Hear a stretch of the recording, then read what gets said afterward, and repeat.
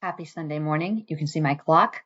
Got a good workout in, ready to rock and roll and do some math, some Webassign.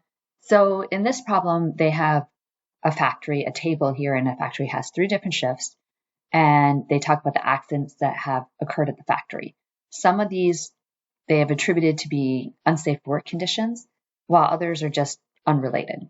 And they have these following the little table, like the shift type, day, swing, and night, and then unsafe conditions and unrelated conditions.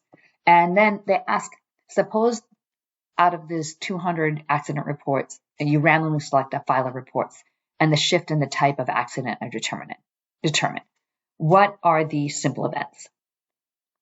And they say let S1, S2, S3 represent the day, swing, night shifts, and C1 and C2 represent the unsafe conditions. So simple events, what that means is just an event that contains exactly one outcome from the sample space. That's the definition. So that you need that definition. Simple event. And of course you can't see this.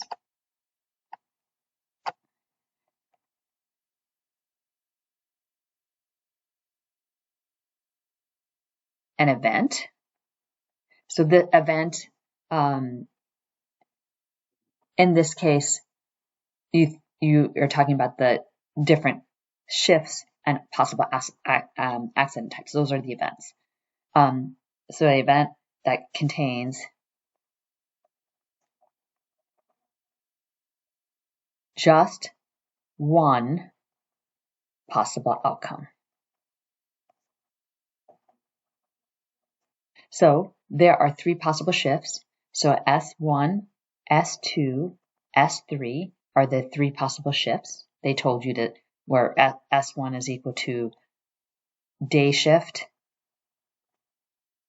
S2 is equal to swing shift, S3 is equal to night shift, the event of a night shift. So how does this want to be entered in? Well, we're going to take a little peek at that because I think this was tricky. Then I have C1 is equal to the event of unsafe conditions. I should actually put event of unsafe conditions. And C2 was unrelated conditions.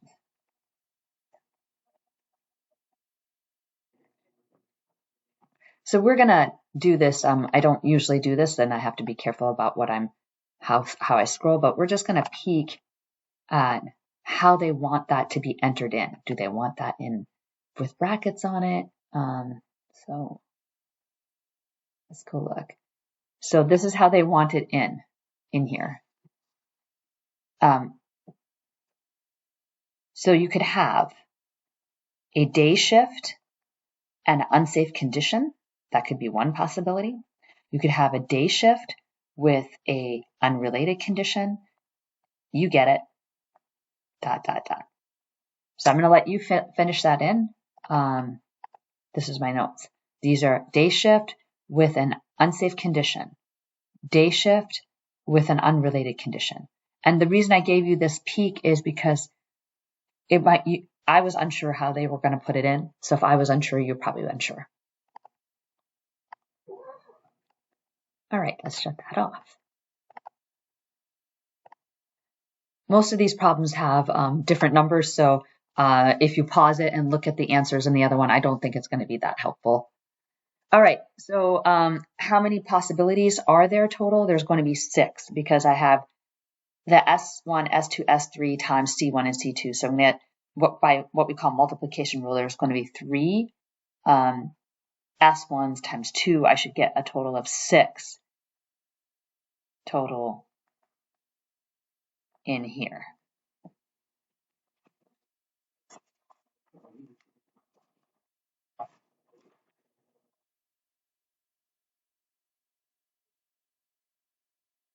So what does, just so we know, what does this mean? It's important to learn as you go here. What does this mean? If I have S2C1, what that means is that the accident occurred on the swing shift and it was attributed to unsafe conditions. That's what that means. So the next question that they ask is, what is the probability that the selected accident was attributed to unsafe conditions?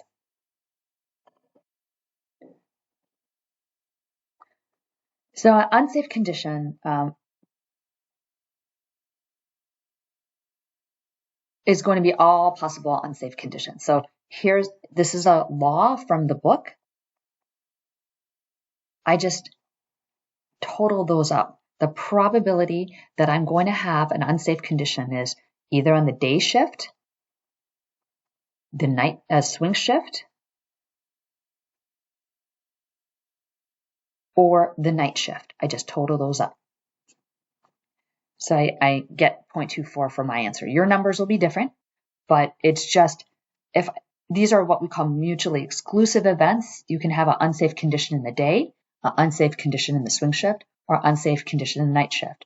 Or means I'm really computing P of C1, which is really P of day C1, called it S1. Let's use the notation they used.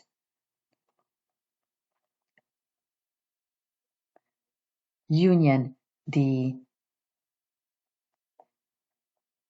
S2C1 union the S3C1. In your book, they talk about mutually exclusive events. Since these are mutually exclusive, it's going to be the probability of each of one of these separately, like this. Mutually exclusive means that you don't have overlap. So you can't be in an unsafe condition and a swing on the day and the swing shift at the same time. So somebody asked me, where do I learn this? You learn it all from the book. Now, if you're not doing that, you're going to learn it here because I'm going to catch you here. So these are like things that you want if they give you a formula sheet. If they don't give you a formula sheet, you have to know them. And so that's the case for part B. So part C, what is the probability that the selected accident did not occur on the day shift? Well, if it didn't occur in the day shift, it had to occur at the all other times.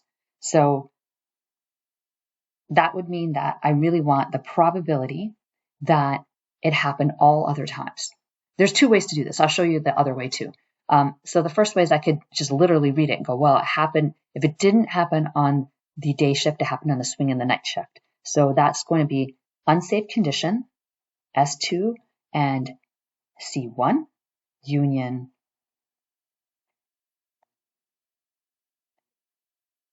S2 and C2, union S3, C1, C2, sorry, yeah, C1, that's correct, union S3, C1, C2. And then I would just add all these up because they're mutually exclusive. So if I do that, I would just add up 0.09 plus 0.15 plus 0.04 plus 0.31. And I will get 0.50. Now, another way to do this is to use a rule from DeVore that says that this is the easier way.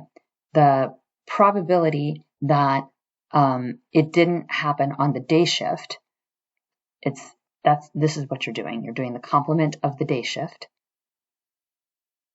And that's going to be 1 minus the probability of being on the day shift.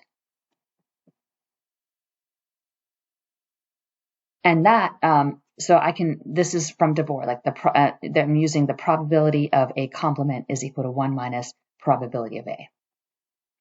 So if I do that, the probability of S1, or just being an S1, that's the only thing I have to compute,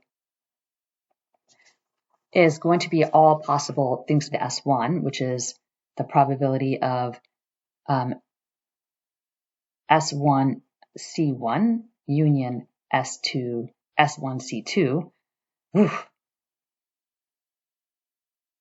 which is equal to 0.11 plus 0.30, because they're mutually exclusive, and I get this is equal to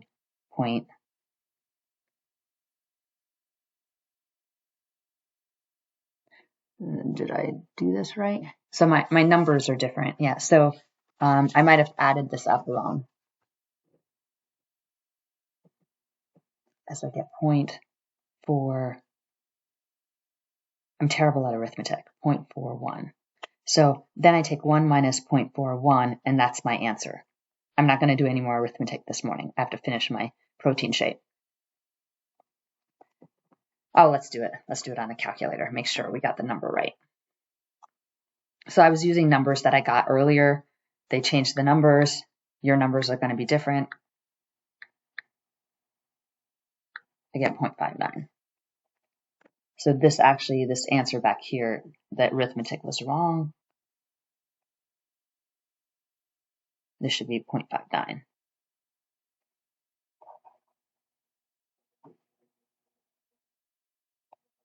Let's get our arithmetic right. All right, yeah, nobody's going to give you a pass, right, on the WPR if you get the arithmetic wrong. So if I did it this way, I'm going to get 0.59, and if I did it this way, I get 0.59. All right, so that's number 5.